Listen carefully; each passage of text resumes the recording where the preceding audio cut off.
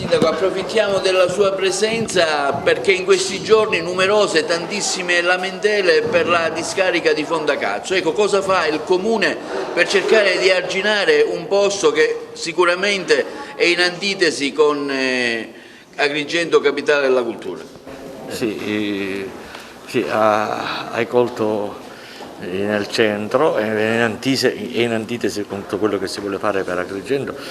Noi abbiamo serissime difficoltà, si fa la bonifica quasi settimanalmente, ma purtroppo gli incivili durante le ore notturne la utilizzano proprio come discarica, perché poi non si può entrare dentro l'isola ecologica. I provvedimenti che abbiamo intrapreso immediatamente nell'acquisto di un sistema di videosorveglianza che finalmente possiamo capire quello che succede durante le ore notturne e poter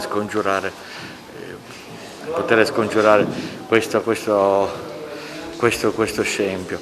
Per il resto poi si stanno organizzando anche altre isole ecologiche, vediamo dove poter trovare i siti per far sì che magari si possa smaltire in maniera più dinamica e più capillare questi rifiuti.